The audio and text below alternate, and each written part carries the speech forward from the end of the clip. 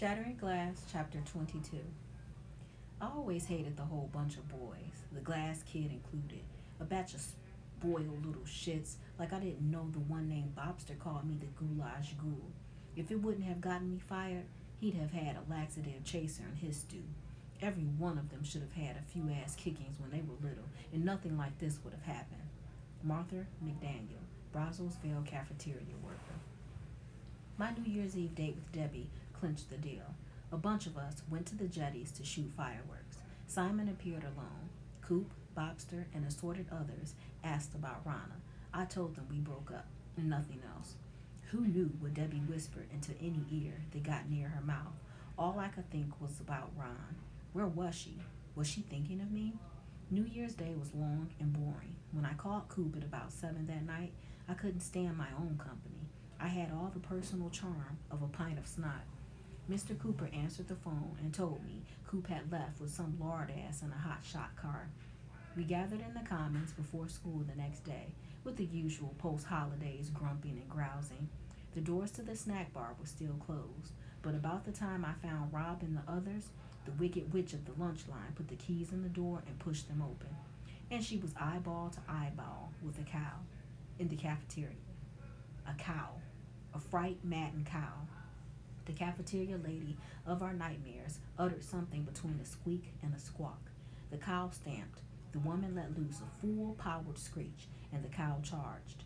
The cafeteria lady tumbled head over asshole as the cow thundered past. Tables and books flew airborne, then crashed, scattering homework, purses, jackets, and people across the commons. Those who weren't fleeing from Bossy's path were doubled up in laughter. Suddenly, Glass grabbed Bobster's jacket and darted to the cow. He flapped the jacket like a roly-poly matador, yelling, "Tostado! Tostado!" He whirled in a clumsy pirouette. The cow, obviously befuddled by this bizarre sight, stopped her crazed rush, then stood, dejected, her nostrils flaring with each labored breath.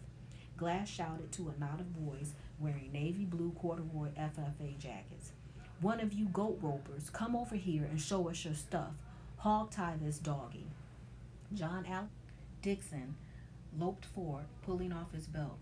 He looped it over the cow's neck, making a halter of sorts, and led the traumatized animal to the door. "What'll I do with her?" "Grill over mesquite, marinating frequently," Simon ordered. We laughed until we were breathless and teary-eyed. Just as Deputy Dog strode in demanding, "Where did this cow come from?" a message flashed across the electronic marquee that Beeville has nicknamed Fred. In caps it read, "Cow? What cow?" Then, "Happy Moo Year, everyone." Deputy turned a rich but mottled purple. He stormed from the commons, muttering about cattle rustling and lynchings. The place went berserk. "Happy Moo Year" was shouted again and again amid the hoots and howls of laughter. Rob wasn't laughing. His face was hard lines and sharp angles as he glared at Simon, who had resumed his matador routine. Glass paused in his twirls and whirls, panting, scanning the crowd, searching. He caught sight of Rob and grinned with a thumbs-up signal. The veins in Rob's temple throbbed visibly, and he spun on one heel and strode away. But the fun wasn't over. 6 armadillos chased squealing girls from a restroom just before lunch. Deputy Dog, returning from his daily cruise around the parking lot in his single-handed war against parking decal transgressors, was greeted by 24 hamsters that bolted from his desk drawer. The hamsters, probably scared hollow by the deputy's croaking cries, left their regards in tiny pellets all over his office. No one doubted the perpetrator of these animal antics.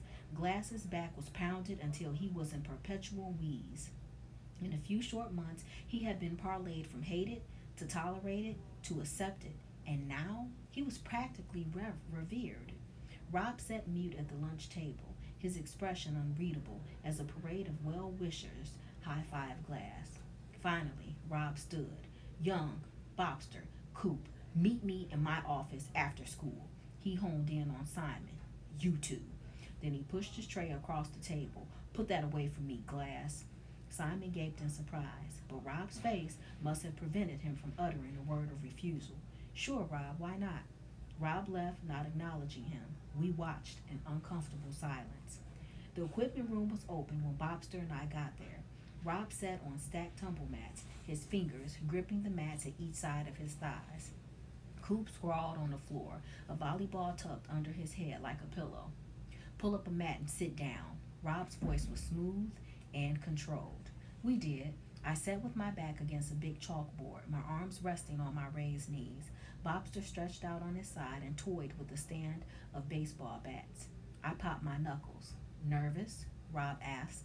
I feel like I've been called to the principal's office. Relax. You did what I asked. Just then, a shadow filled the doorway. Close the door behind you, Glass. Simon reached behind him and drew the door shut without turning around. The lights weren't on in the tiny room, and the only illumination shot through a narrow, rectangular window in the closed door, falling in a thin shaft across Rob's face. Sit down, Simon. I'd rather stand if you don't mind. But I do mind, Glass. A lot. Sit, Simon said. Above us, Rob sat like some Aztec deity. I want to get something squared away here, so we don't have any more misunderstandings. Bobster pulled a wooden baseball bat from the stand and thumped it against the padded mat. Thud, thud, thud. Simon is going to be elected class favorite. It was my idea, my game plan. I wanted to stay that way. The muffled thumping of the bat was the only response. Thud, thud, thud. The even, unceasing rhythm made me tense and jumpy. Bob, can you quit that? My voice jangled, sharp-edged against the smooth shadows. Bob dropped the bat. It rolled off the mat and clattered on the concrete floor. Sorry. Since the night of the ring, Bob had lacked his former bluster. I felt bad for snapping at him. But the cow was funny, Coop's voice rolled out, slow and firm. What's the problem? Timing, Rob answered. I don't get it, Rob, Simon wheezed. You're the one who wanted me to be funny. You said that was my end, like Coop and football and Young. Rob cut him off. You don't see the whole picture. The shaft of light threw eerie shadows on Rob's face as he surveyed us. He locked on Simon. At September and October, hell, even up to Christmas, we needed funny. As long as the school was already laughing at you, it wasn't such a big leap for them to laugh with you. I stretched my legs and my foot clipped a loose back.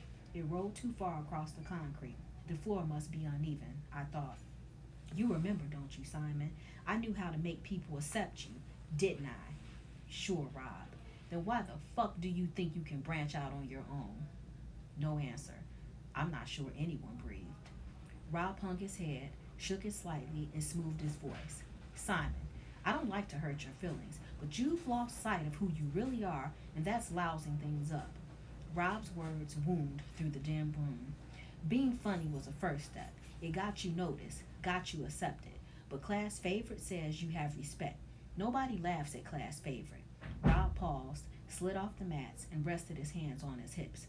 We have to move on now. Make you someone more, he sighed. Desirable. You've got to come across as somebody who gets the girl at the end of the movie. I get it, Rob. I thought the cow thing was, I thought you'd like it. But you were wrong. Yeah, I was wrong. Is that clear with the rest of you? Hail Hitler, I whispered. We waited, the seconds ticking almost audibly. Then Rob chuckled. Leave it to you, Young, to get me off my high horse. Sorry, guys. I guess I'm going a little overboard. He turned up his palms. It's just that we've got this thing so close to happening, and I don't want to blow it now. So humor me, and that way I'll only have myself to blame. He leaned against the stacked mats and crossed his arms loosely over his chest.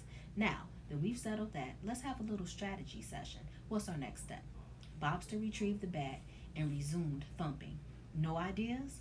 Rob asked. Thud, thud, thud.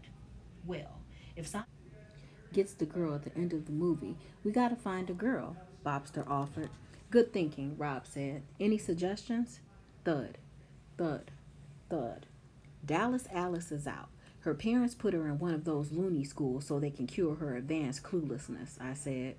Thud, thud, thud.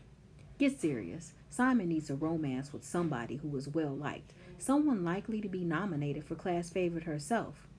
Blair? Coop asked. I think you see the Pope in the thong before Blair Cruz would go out with me, Simon said.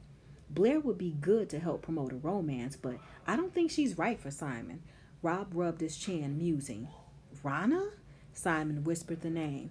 Thud, thud, thud. Yeah, Rob would be perfect, Rob said. Of course, only if that's okay with you, Young. What's the status on you two? We don't have a status. Then you don't mind if Simon asks her out. Not trusting my voice, I simply grunted. It passed for a yes. Thud, thud, thud. Good. Then it's settled. Simon, you and I need to find a way to make you Rana Perry's hero. Simon rubbed his hands against his thighs. Young, are you sure you're all right with this? Do you always have to have permission from someone? Does someone have to tell you what to do? My voice was loud, and it echoed off the walls into my own ears.